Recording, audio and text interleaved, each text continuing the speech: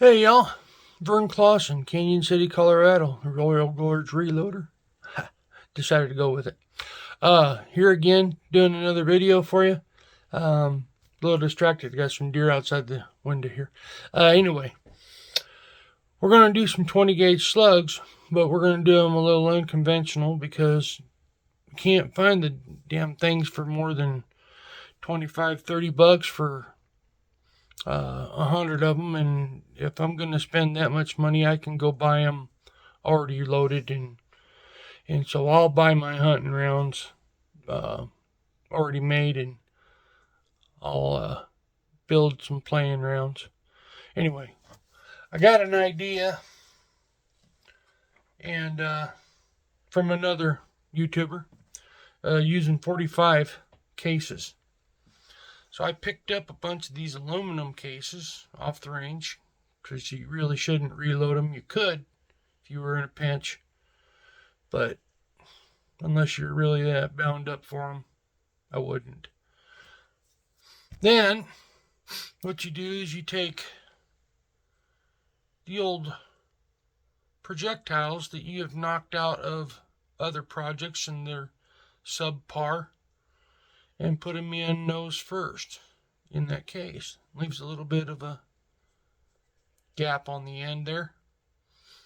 But that gap is going to play into our hands when we crimp it because it'll make it have just enough of a gap for that crimp to sink nice. So what we're going to do is we're going to make this look like this one. And what I did was it's just a hair loose. You can see that. You see the gap right there when you put it in the wad. And you don't want it loose like that. You want it, you want it seated nicely. So what I did was I took a 1-inch strip of dryer sheet, unscented dryer sheets. And yeah, somebody's gonna tell me they're flammable. Well, the whole damn project's flammable. So, and by the time this catches fire, if it catches fire, it's gonna be 100 yards away from me. So anyway, I never suggest anybody do anything I'm doing here. My wife sees me doing things like this, and she says, "Oh my God, the scientist is out of his cage again." But we take a 1-inch strip dryer sheet. You put a little bit of glue stick on that case, just like this. Just a little bit. It don't take much. You take that 1-inch strip of dryer sheet and you fold it and you stick it to that glue, and it sticks real good. And then you just start wrapping that around there.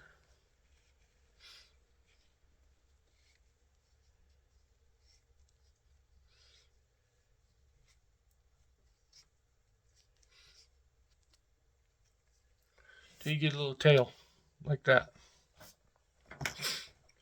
Then just a little bit more glue. Little glue stick here. Quit fighting me. Okay, there we go. Stick it down. That's all there is to it. Just like that. Now, that wad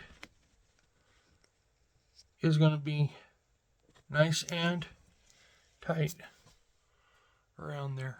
See that? And that felt is actually going to be able to get a hold of the rifling in the barrel, and it'll make it spin just like a rifled slug. Then you do same old steps as before. Get your powder in here. I'm using Long Shot today.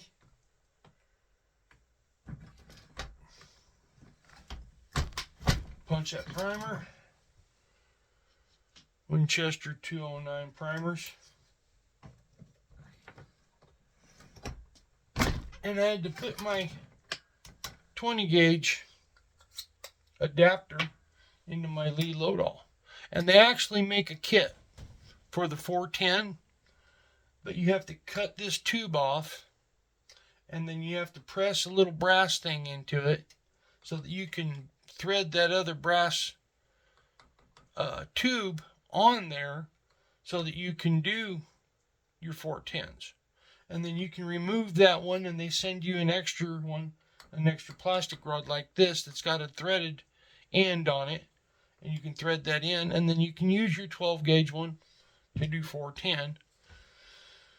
But that kit costs you $61, and I can buy a whole Lee Loadall 410 press just like this one for around $65. So why mess with it? Anyway, kind of a rant, sorry. Anyway, we're going to put our powder in. I did not put any shot in this side because, we're not doing that. Put the powder, a little tap, make sure it's all falling out of there good. Now, I take my wad, press that in, make sure it's in there good, and then we can just drop this right in there. How nice that looks. Works really, really good. Now I put it back on my press. I make sure that bullet and that wad is seated really good. I'm using the back one, the back pre-crimp for my 20 gauge. And the back one, I didn't mention this yesterday. The back one on these is for your 8-point crimp. The front one on mine is the 6-point crimp. Now, I've heard other people say it the other way around. I've heard them say that the 6 point's in the back, and you have to have the star point towards the back and the front, and the valley has to be facing 37.5 degrees or something like that. Mine, for whatever reason, is really simple. You put the valleys, I like to say north and south, I don't know why. You put them front and back, and then if it's a 6-point, you put it on the front, and you put the valley front and back. And you end up with a really nice pre-crimp, and then you get a nice crimp when you put the whole thing together. We're just going to put that pre-crimp in. There. Nice and pretty. Put it back on here, and I try to make sure that the valleys stay front and back. And I don't know if it makes a difference. I ought to try it once, but if it works, why mess with it?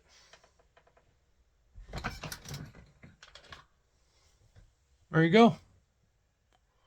You have a 20 gauge slug made out of leftover parts. So, all in all, the hull was free. I picked it up off the range. The aluminum casing was free. I picked it up off the range. The lead projectile inside there is $30 for 100 of them. So that breaks down to what? 30 cents. So you got 30 cents there. The amount of powder that I'm putting in breaks down to 17 cents. And the primers are 10 cents. I've got 57 cents wrapped up in it. And everything else, well, the dryer sheet, what the hell? They're 100 in a box and $3, so let's say 30 cents. Less than $1. I'm building my slugs. You can't touch these Winchester slugs with the rifled slug. You can't touch them for probably $8 or $10. So anyway, saving myself a couple of dollars. And these are just playing rounds. I'm going to take them out, blast them. I am having really good accuracy with these. And I'll try to make a video maybe tomorrow. I'll take these out to the range and shoot a few of them and show you what they're doing. As always, don't take what I do here as gospel. I'm just learning and we're just playing. And we're trying to be safe about it. So be safe, be good to one another, be kind to one another, and we'll see you later. Bye-bye.